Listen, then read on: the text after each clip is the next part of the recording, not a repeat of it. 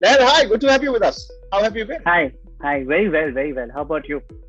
Doing very well, Lehar. Thank you for asking. Lehar, this is an important discussion. This is an exciting discussion for a variety of reasons, right? One, at Connected Technologies, you're solving for education and impact in education. You're helping many CSRs, and government initiatives to deploy their initiatives with adequate sharpness, without any leakages in the process. But simultaneously, you're also helping them assess the impact of the money that they're going to go out and spend, right?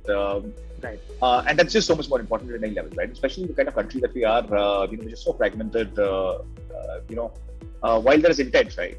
Usually, when you're going out and delivering, it doesn't necessarily the impact that you intend to create, right, doesn't necessarily happen in that format, right? It fizzles out right, in the process, right? Because there are too many stakeholders, there's just too much of integration that is required, and it's chaotic, right, at many levels. right, Um, right, as this becomes a very important conversation, interesting conversation, right? We're going to talk right, through the course of this conversation about, of course, what you're doing at Connected Technologies, right? Your motivation in doing it, but we're also going to be talking about some of these issues and the larger macros, right? On right, the importance of some of this, right, and why possibly more CSRs should be motivated to contribute to education in India. right, I think that's a cumulative responsibility, the way I kind of put it, right? So, right, Lehar, with right. that, I'd love to start this with a quick round of introduction. If you could give us a background check, from where you started, how all of this happened, I think it'd be a great starting point. Right. So obviously, Connected Technologies was started about 6 to 7 years ago between my partner Laveen Shamdani and myself. We both know each other from our time together at Narsimunji Institute of Management Studies.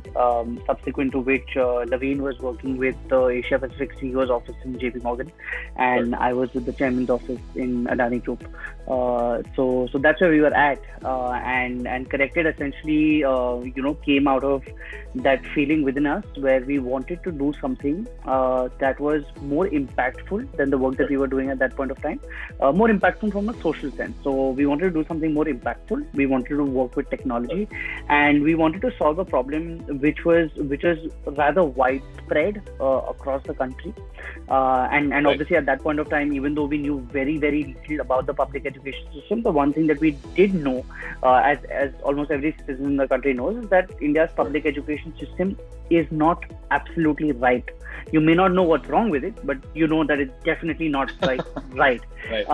So just on those same notes, we basically want to do something impactful, something to do with technology, and we wanted to work in the education sector, public education sector, to see how can we add value to this. Lehar, would love to understand the construct of Connected Technologies, right? Now, the name doesn't necessarily comes through as very clearly, right? It seems like a tech company, right? Well, of course, tech is an important element in pretty much everything that is happening today, right? Right, You really cannot do, and you cannot really measure, and you really cannot track without tech, right?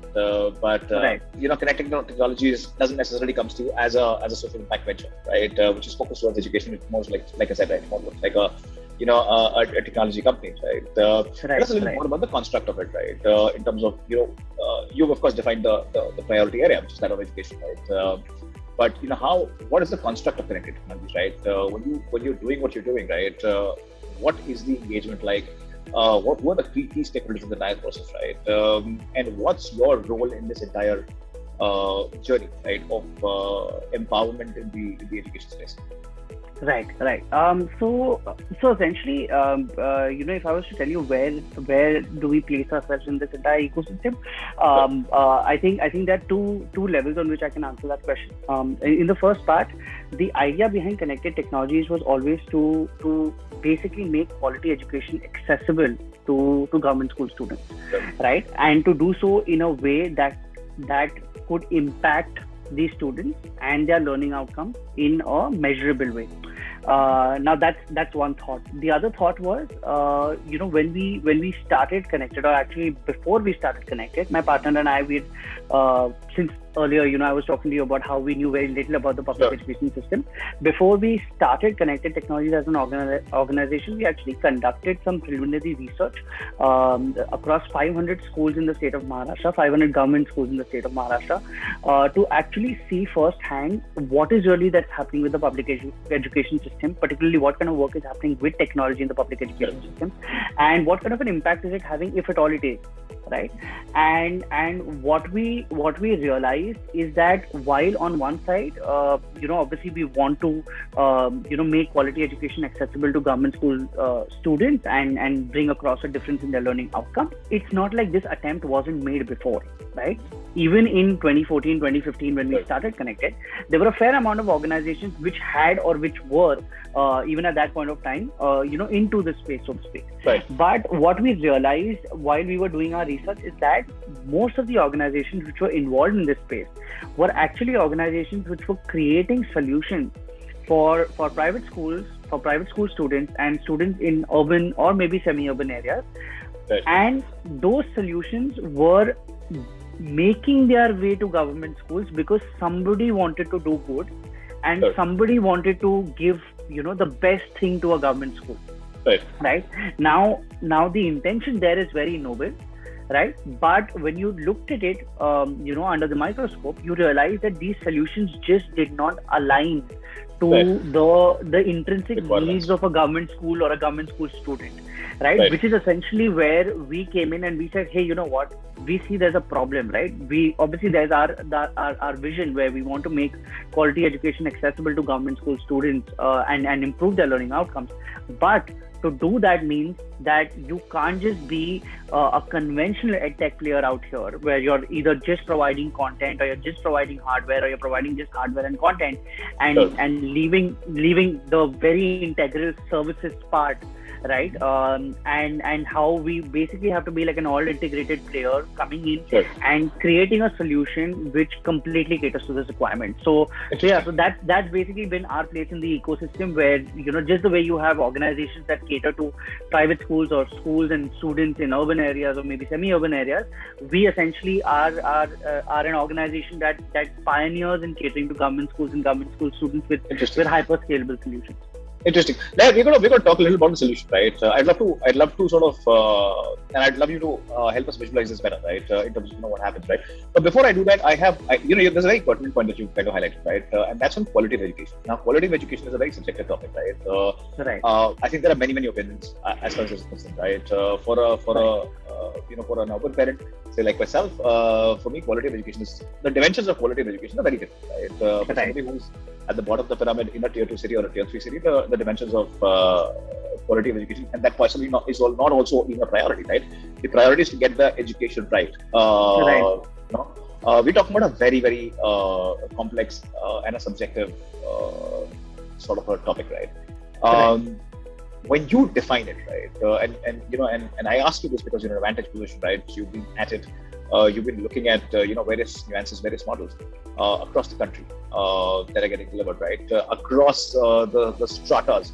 You're in a unique position to sort of comment on what an ideal construct is when you talk about quality of education, right? How do you define it? I'd love to understand that. Right. So firstly, if I was to talk about just quality of education, like what does it mean to us? We feel quality education is one which impacts understanding level, right? Because that's where you're talking about conceptual understanding, right? And conceptual understanding is key to life, right? Because if your concepts are clear, a lot of things in life are going to play out just fine for you. The other part about quality education is fortunately or unfortunately also academic performance, right? If my understanding is fairly clear, but it's not reflecting in my academic performance, there's a problem, right? Because eventually, to get to where you want in life, right? Like I said, fortunately or unfortunately, the grades also need to fall through. So when we talk about quality education, we talk about, solutions that will improve your understanding level, but at the same time will also prepare you, for the kind of exams that you're supposed to be giving. And by here, I'm not talking about exam prep, because obviously that's a very popular category in edtech. I'm talking about fundamentally preparing somebody for any kind of an academic assessment that they will go through. You're talking about an evolved mind, right? You're talking about an evolved mind which is logically exactly. So that is one. That is basically how we define quality education internally. Coming to how do we kind of go about it, or how do we focus on it? We have been very like right from the outside. We basically been fixated on what is really that the student requires, right? Sure. Or what is it that the teacher requires? Because essentially, one thing that's very important to understand in this space is that you're trying to improve the student. Essentially, we are all trying to benefit the student, right? Sure. But the teacher plays a very important role in this, right? Because eventually, it's an environment when technology can't even think of making a teacher redundant. Sure. Right? So you have to benefit the child, but you have to bear in mind that whatever you are trying to teach the child is also going to be, influenced somewhere by the teacher at play. Sure. Right? Which is where what we've tried to do with our solutions at all points of time is we've tried to involve teachers in our solutions from the get-go. So pre-COVID, when we were more into digitizing government schools as institutions, and where we were equipping government schools with tailor-made e-learning infrastructure, what we would essentially do is equip these schools with hardware.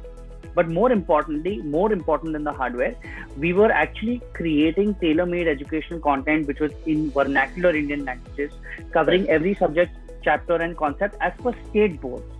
Now this is a little rare to come by in this country because most conventional edtech players are very apprehensive about touching state board curriculum, because state board curriculums, firstly, obviously they are usually in the predominant language of instruction for any state. So for example, for Maharashtra it's Marathi, Gujarati, and so on and so forth. One part is the language barrier, which means the moment a conventional edtech player wants to get into this space, they have to now create content for multiple states, which is obviously a lot more complex than, let's say, for example, creating content for CBSE, because CBSE holds good across the country, right? The other problem with that is the fact that your curriculum for state boards keeps changing a lot more frequently than, let's say, for example, a central board or a common private board that you see across the country. So now you have to create content in different languages, right? And at the same time, you have to keep updating every content piece to make sure it's attuned to the concerned state board, because that's the only time in which the government is going to allow you to run these kind of projects with government schools and government school students. Right. So that's rather complex, right? But that is basically what we've always wanted to do, because we've realized that we need to work with the teacher and enable the teacher to kind of take that quality of education up to the student. Now that's very interesting, Lehar, right? I mean, I have a follow-up question right now, and you're talking about conceptual learning. Now, conceptual learning, like you said, teacher has a very large role to play. I personally believe that your household setting also has a very, very critical impact, on your ability to absorb, right? Absolutely. Now, when we talk of government schools, we're essentially talking about, in a way, at the bottom of the pyramid, right? Because that becomes like a natural sort of goal. And the exposure becomes a serious handicap, right? When it comes to all of that, right? That's number one. Number two, also what happens is that, the process of conceptual learning is slightly slower than traditional learning that we've had, right? You don't really necessarily question a lot of, say, for example, nuances. You essentially get into a mode where you're preparing for a certain outcome, and we continue to be an outcome-driven society in many ways, right? At the bottom of the pyramid, the priorities are very, very clearly defined. That education is like it's to be done because they want to move out of their existing, say, financial settings, right? And that becomes an exit point of sorts, right? Correct. Don't you think this slows it down at many levels? That's question number one. Question number two is, when you talk of teachers, for example, right?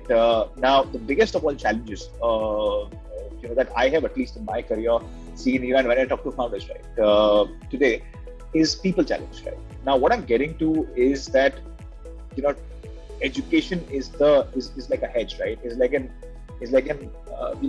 a comfortable play, right? You don't want to get stretched out in life, and that becomes your career option of sorts, right? These are teachers who are not necessarily motivated, right? It just becomes so much more difficult and cumbersome to bring them up the curve, right? Does that means that you are dealing with a much smaller lot of people? How do you for example, are tackling such a frame of mind? Right. So firstly, that's a very interesting question. That is something that we actually get a lot, while we are speaking to clients or interacting with various stakeholders. Because it's true, right? It's true that government school teachers have, I would say, to a great extent, also been failed in this country, right? Sure. And I'll tell you how. Because when you talk about any government school anywhere in the country, you have multiple organizations running different kind of projects. And when you talk about programs with technology, the government itself at various time intervals has undertaken various projects got to do with technology, right? And I would say that not all of them have been most suited to the requirement that government school teachers and students and stakeholders actually have. And that's purely because, like I was saying earlier, they have very nuanced requirements that they need to be catered to in that manner. Now, because of that, what has actually happened, I think, over the last, maybe 15 years, is that there has been some level of trust which has gotten eroded, right? When it comes to government school teachers and them looking at technology, right? Where one would, let's say, for example, look at a conventional e-learning system and be like, oh, you know what, I've seen this like multiple times before. It's working today, it's going to work tomorrow, it's probably going to die down after 7 days, and you're not going to come back to fix it. And then I'm just going to have to go back to how I was doing my job earlier, so why should I try this out in the first place, right? Or obviously there's also that whole thought process about, this thing is probably going to try to, like, if this thing is better than what its predecessors were, then this thing is probably going to try to replace me, right? Which is a sheer insecurity got to do with your job as a teacher, right? And obviously, there's also the entire angle where one would think that this thing is now going to add more burden to my job, because any which ways government school teachers in the country, and government school teachers in the country don't have it very easy, because they do so many different things, administrative tasks besides just teaching. So the way we've actually been able to combat this is, first and foremost, we've designed our solutions bearing in mind what is really a pain point of a teacher, right? So, like, for example, we do know that government school teachers across the country are extremely overburdened with administrative tasks, and teaching, which is actually something that they enjoy, which is the reason why they pursued this profession, is something that comes to them with great difficulty, right? Just because they have so many other different roles to fulfill. We try to put our thought into this problem, and we try to design our solution to be such a way that actually helps them teach better, which is the reason why, when we designed our e-learning system, for these audiences, when we were designing our content, the way we made our content modules was that they are about, let's say, for example, 12 to 15 minutes in duration, completely animated. It does two things. Firstly, because it is animated and does not have an actual human teaching, it does not impact the confidence of a teacher who is in class, right? Imagine if you're a teacher in class and you're playing a video which has another teacher. Effectively, you're trying to say to the students and to yourself that, I'm going to shut up and let this person talk because I'm not as good as this person, right? Which is something that no educator, irrespective of your category, could be K-12, could be college, could be area, no educator wants to say that to themselves, or in some way or the other try to say that to their students, right? So because of this reason, we've never put a teacher or an anchor, a human anchor on the screen. It's always been animated content, because the idea is that content is designed to help you as a teacher teach better. That's point number one.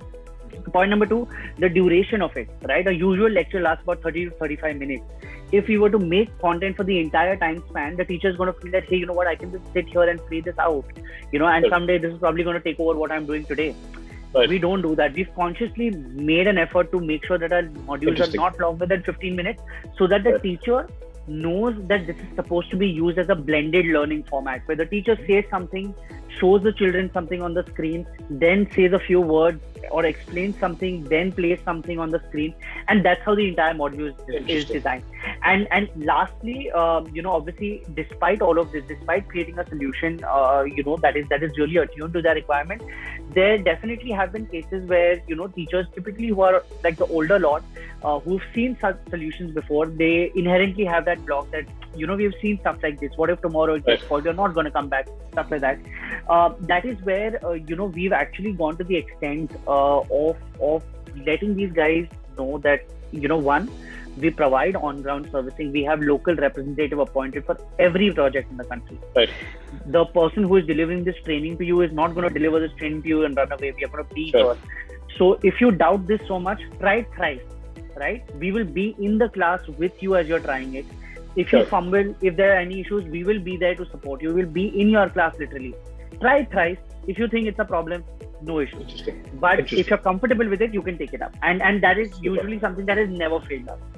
Very interesting. Now, there are so great point, right? I think this assistive model of kind of teaching, I think is a great shot at it, right? The problem continues to be magnanimous, right? And I think if you can really take that load off the teacher, that just makes it incredibly easy. I think the relationship is very different, right, between technology and the teacher, right? I think in some way you kind of saw that distrust. I think the teacher does not have to necessarily go back and kind of revisit a lot of concepts, right? Students can actually go back and and it could be a very different kind of a relationship, right? So you're essentially in a role of empowering, I think, each of these stakeholders. That's right. That's how I can say that. Right. Now, Lehar, I have a question, which is around many people who try to solve this, right? Before, and there are a lot of people who are trying to solve this now. Right. They have the Khan academies of the world, who are kind of essentially taking the route that exactly you are taking, right? Where they're partnering with larger social initiatives, right? And then they're empowering these, education institutions with a variety of content that they've kind of done, right? And they does have incredibly good content, right? Which has been, validated at many levels, right? Supported by, professionals with variety of, experience, pedigree, fact, understanding, right? So on and so forth. But also, it's a great brand for any school to be sort of associated with, right? And that's right. So that's number one, right? The other aspect the other sort of a challenge in this space is there are many private players now who are coming in who created essentially very similar looking content, right? Now, what these players are doing is they are essentially following the same route, right? Where they're going to the teacher, they're making it free for the teacher. Teacher can use it as a tool. Whether the school chooses to accept it or not is a different story, but the teacher can go out and start to engage with them, right? And some of these are for-profit enterprises, right? Who are essentially the same thing. Where does that put you on the map, right?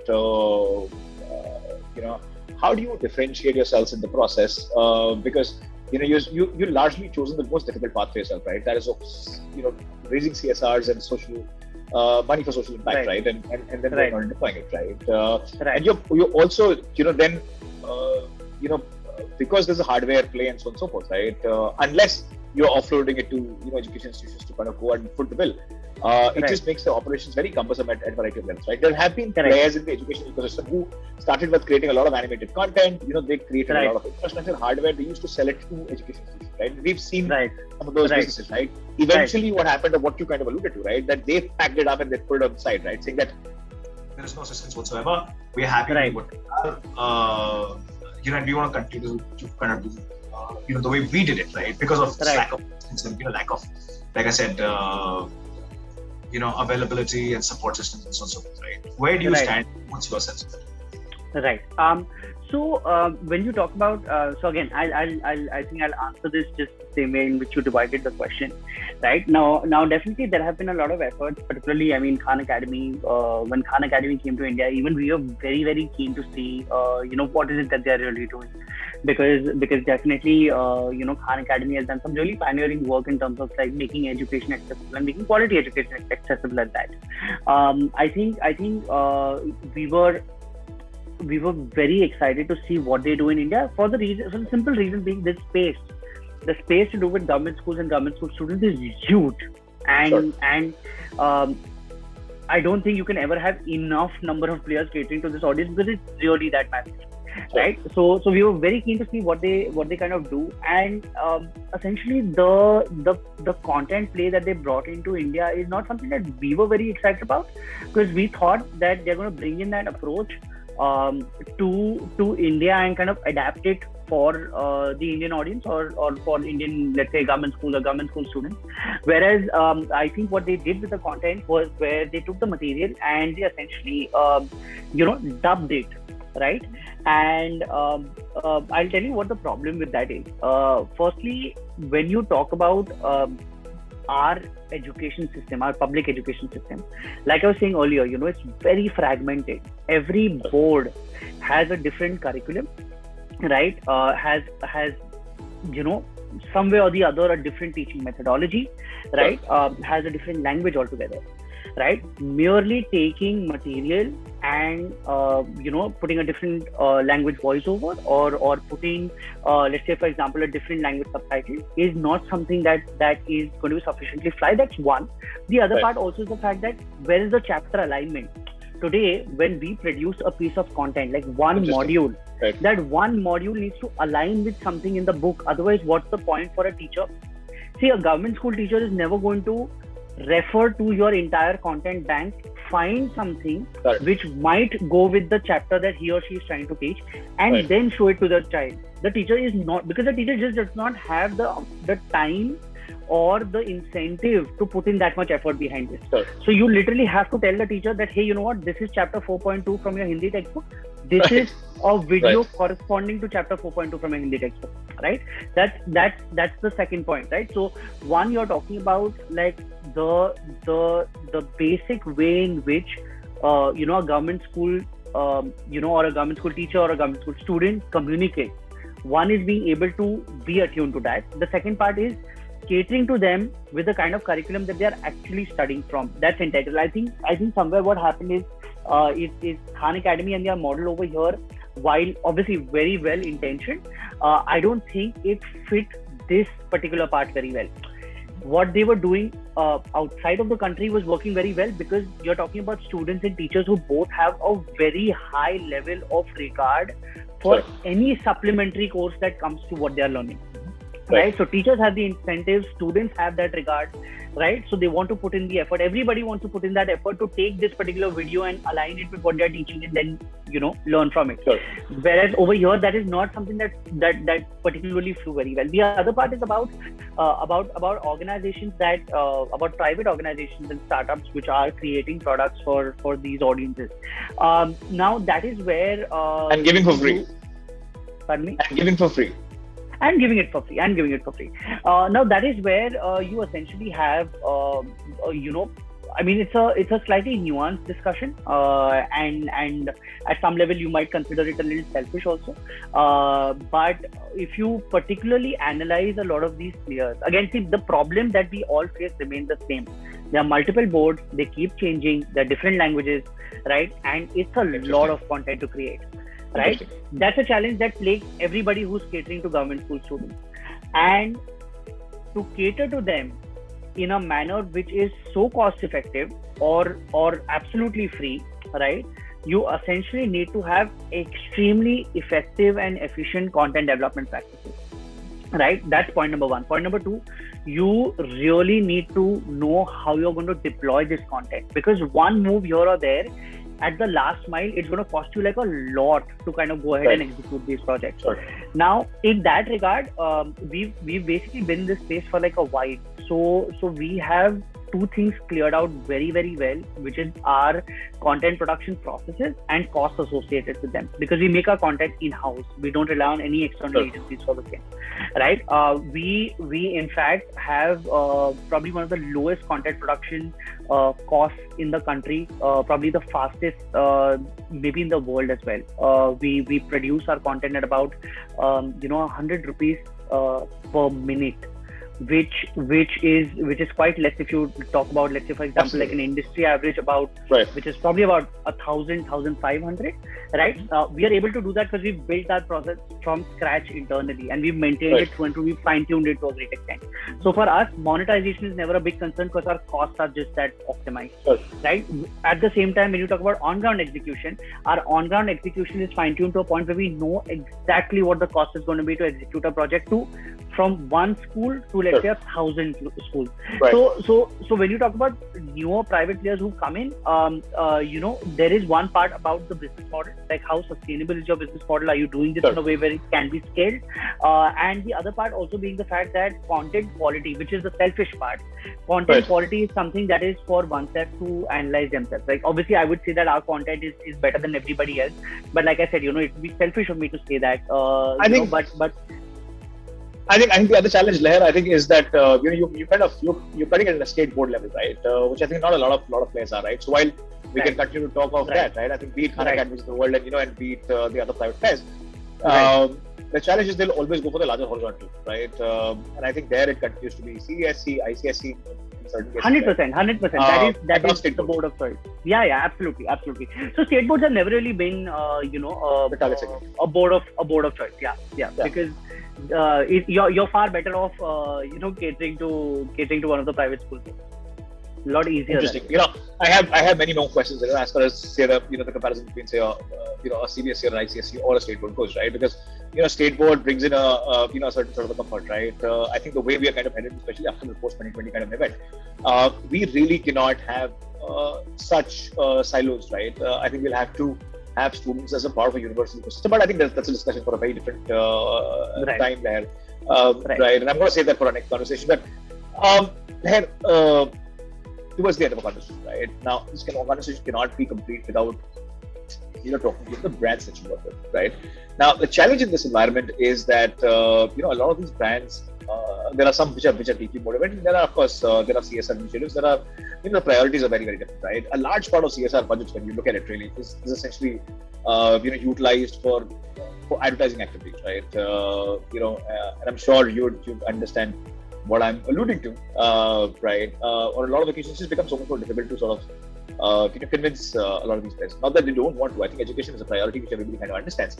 The fact that a lot of this is not measurable, right? A lot of places, while of course you do what you do, outcomes are not necessarily very clearly measurable, right? And that just becomes a disincentive for them to go out and spend money, right?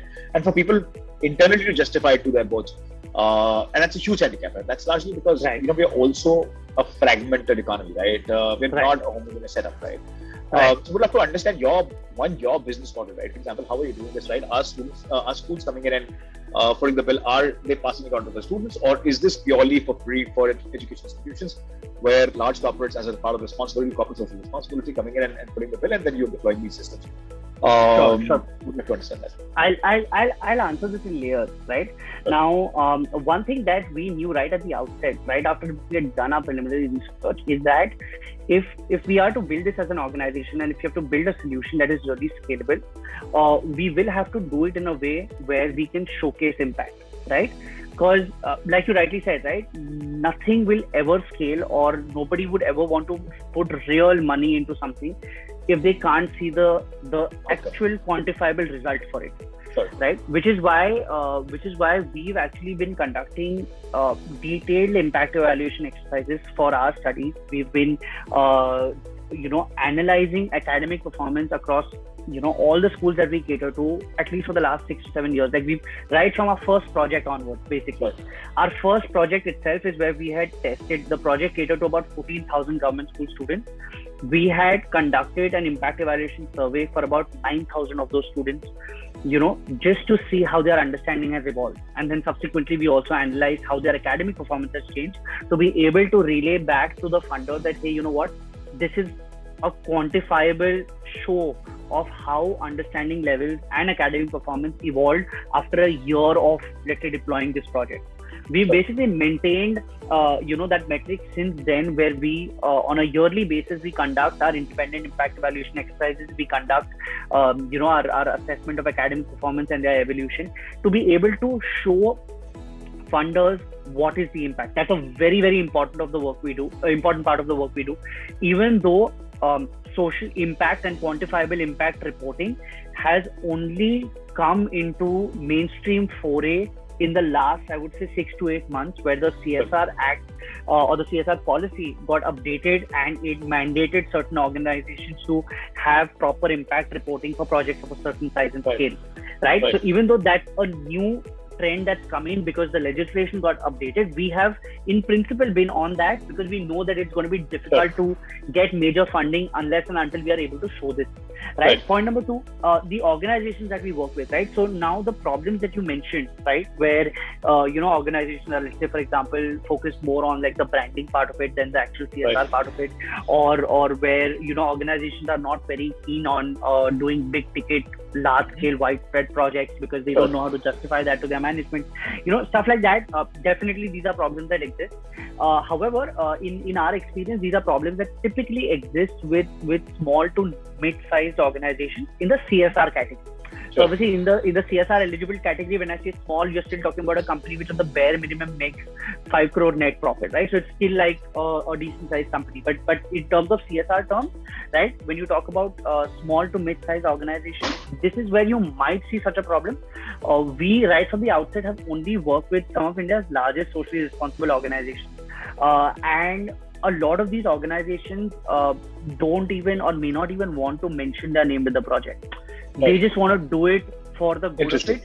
They don't care much about, the branding to do with it. They don't care if their name appears, in the announcement that's made by us and the government authorities about the project. They don't care if, their logos appear, before let's say a video is playing. They don't care about all these things which one would typically hear from like smaller organizations. So we haven't really faced that much of a problem. These are also larger organizations also show, a lot of understanding towards scale, right? Because they themselves operate at such size and scale that for them, the scale that we are talking about need not seem something extraordinary. It's normal for them, right? And they do believe that because they are that large as organizations, they need to be giving back also in equal proportion. So that is not really something that we've basically faced as a problem. And the business model basically remains rather simple till the moment, which is that all our solutions are completely free for the child. We don't charge any government school or any government school related stakeholder or the government for the work we do, right? It is completely CSR funded. Usually our projects last a 3-year duration, following which, we essentially, leave the school in a situation where they have completely absorbed the hardware, right? They're very, very comfortable with it. They don't need a third party to come in to even train a new teacher who joins them. Right? They know how to maintain the hardware. They know how it works. So the only place where they might need us is if there's a problem. There's a real problem with the hardware, and they need us to help them fix it. Right? In which case we look after that. Right? So we look after any repair related calls that they might be. As far as content is concerned, we leave them with the content which we have loaded on the system, right? And that's pretty much that. So the school is able to maintain the system with very bare minimal charges beyond that.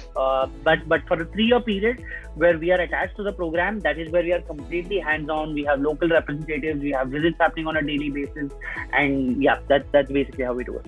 Interesting, super. Lehar, I sincerely wish that we have so many more motivated individuals like yourself, right? And your co-founder. I think we are a market which needs, we're a country which needs, such energy, such motivation, such honesty and integrity, right? To solve for the problems that we deal with, right? Right. And these are problems that are not, getting solved by themselves. I think these are problems that need a lot of focus, like the one, for example, you bring in, right? I particularly like some of these pieces, the kind of the way you deconstructed some of these things, right? You've gone after very, very specific issues, right? At a surface level, a lot of these become very clearly visible. It's very interesting at that level, right? I think that bridge becomes very important, where you can move, monies in the coffers for social impact, initiatives. But I think the trust is something which has been missing, and I think that's essentially what you're trying to sort of establish in the process. It's been a spectacular discussion, Lehar. Towards the end of our conversation, what are the next 2.5 years like? And what is something that is keeping you motivated, right? What are the other states? What are the other partnerships that you're looking at? I'd love to understand that. Right. So I mean, it's the last 2 years, I would say, have been very interesting. Between Laveen and myself, we always looked at the work that we were doing, particularly involving government schools, and we knew, I think a little earlier in this conversation you mentioned that the whole hardware play is something that has been done before when it comes to government school students. It's a difficult play, right? There is no doubt it's a difficult play, right? Because it obviously adds to the bulk of what you're trying to do, right? The moment you put in hardware, the moment you have to start throwing in services, right? It's a bulky thing that you're trying to move with. Obviously, we've done that gladly, because like I said from the outset, we know what our goal was. Our goal was to provide a certain value, and we were providing that. And if this is what it took, no doubt about it, we would do it, right? But one thing that we were always waiting for is how, sometime around, let's say 2014, 2015, 2016, when the first edtech boom happened, so to speak, in the country, got to do with private schools, we always wondered when would that day come for government school students, because what that would do is that would give organizations like us and individuals like us a chance to address them in a very lean manner, right?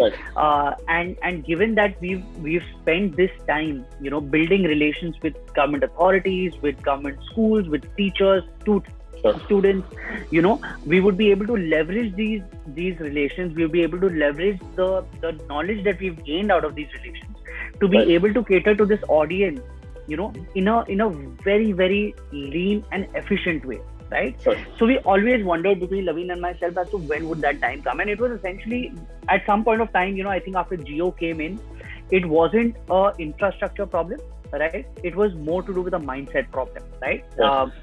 When would parents of government school students be mentally ready or mentally willing to hand that affordable smartphone to their child, so that they can probably study something in their native language aligned to their board, right? And we always wondered until I think COVID happened, right? And COVID obviously was probably one of the worst things that happened, to government school students, because, in that period when schools closed down, private school students obviously were able to migrate to online education fairly easily. Definitely they came with their share of challenges, but at least they had an alternative which they could access at that point. Whereas government school students essentially, were rather stuck, because that ecosystem was never built to have a supplementary channel of education, right? So you suddenly go from being in schools which everybody, including we, are trying to develop, to a situation where schools are shut, and now everybody's wondering what do we do next, right? And I think at that point of time, as parents of government school students started hearing, reading of how private school students in the cities or even in tier 2, tier 3 regions were transitioning to online education, I think somewhere that mental block changed, right? And suddenly that audience, that entire vernacular audience across the country, or Bharat as we call it, woke up to the whole idea of being able to learn on your smartphone, right? The connectivity for that obviously existed. So now, and the devices for that were spreading very widely. So now the only constraint was who's addressing that problem. Right? Because obviously addressing that problem meant having that content bank, having that resource. And I think that was while it was obviously a difficult time for government school students in terms of in terms of how their learning was impacted. I think looking back, we would look at those 2 years as a very interesting point where the mindset of parents of government school students changed. Not just for that period, but for the better, right? And we essentially, in this period have basically leveraged the content that we've always had and our content production abilities to basically take our content and make it available on a digital platform completely free of cost. Interesting. Right? So we've retained the CSR model in terms of it being funded through CSR. Right. We've leveraged our expertise on content development, our on-ground relations, and our knowledge that we've gained through these relations, right? And we've basically been able to take our content and make it digitally accessible, still working with government schools, right, to spread in that insight. And now when we work with government schools now, we don't just work with them from the perspective that, hey, you know what, this is like a platform where your students can access technology, so like why don't you help spread the word. Right. What we've actually done is we've built a platform which on one side makes quality educational material in vernacular languages, which is curriculum linked, available to students completely free of cost. On the other, we actually capture insights from that experience and we share it with government school teachers, so they know how a child is studying remotely even if a school is shut, right? And when a school is open, they are actually able to leverage the same platform to implement blended learning, right? Because the child studies first at home, he views some material at home, So his basic concepts are in place. They have also taken certain tests got to do with what they've seen. So we are able to relay that data to the teacher as to what the child has understood, what the child has not understood. And so when the teacher comes to class, the teacher does not just come to class and start teaching, right? As if it's a flip class methodology. It's a flip class, exactly. It's a flip class approach basically that we've been able to implement. So it's been very interesting the last 2 years, and that's what we are actually working on scaling at the moment. Currently active across 8 states in the country. This June will be in 10. So hoping to scale further this year. Brilliant. I think with each question, I think one gets motivated in the process, right? To being able to sort of contribute in some form or the other. It's so incredible, right? I think, when you're in a certain ecosystem, especially in our capacities, right? We tend to observe a lot of things, right? And I think this is something which has been a very consistent problem, right? And I think also a very large reason for us to be where we are. I think the way we can actually bridge this gap of education, which takes care of, or which just kind of, weeds out the inhibition that society has. I think we're going to be a very, very different ecosystem, right? And definitely. I think it needed a player which would come in and, and evangelize the cause, within, larger corporates, give them the trust, right? Give them the assurance that, this is the kind of impact that can get created, right? And continue to work on that relationship and make it thicker by the day. I think it was always needed, right? And I think that's essentially the vacuum that you coming in and kind of filling. I mean, there are some others who are also doing the same. They're doing it in a different way. You cutting it in a very different way, right? I think there are, the beauty of it is, how you optimize your backend, right? So that this never becomes a very cumbersome sort of a play. And I think that's something which you stand out, right? I particularly like, how you're thinking of all of this in a very 360 sort of way, right? With efficiency at the core of all of this, right? Be it on development, be it on delivery, be it on learning, be it on impact of learning, and and like I said, right, the confidence of the ecosystem. That is just so much more critical and required, right? It was a phenomenal discussion. How I feel bad by the end of these discussions that I can't go on for much longer. But these are nuances that are very interesting, right? We're a country with many complexions, many complexities. And like I said, right, you cannot complete that in one discussion, right? So I look forward to having you with us much sooner and having a much more detailed discussion around some of the operational nuances of when you're going out and implementing this, right? Because there are vested interests, there are inherent inhibitions in the delivery side stakeholders, which just make this a very difficult play, right? I'm sure you've dealt with some of them, and you continue to deal with them and challenge that, bypass that in certain cases. We'd love to capture that in our next conversation. But thank you so much for doing this. It's a pleasure to have you. Look forward to having you with us much more. Thank you so much. It was a pleasure interacting with you, and would love to do this once again. Super. Thanks, Lehar. Thank you so much. Thank you.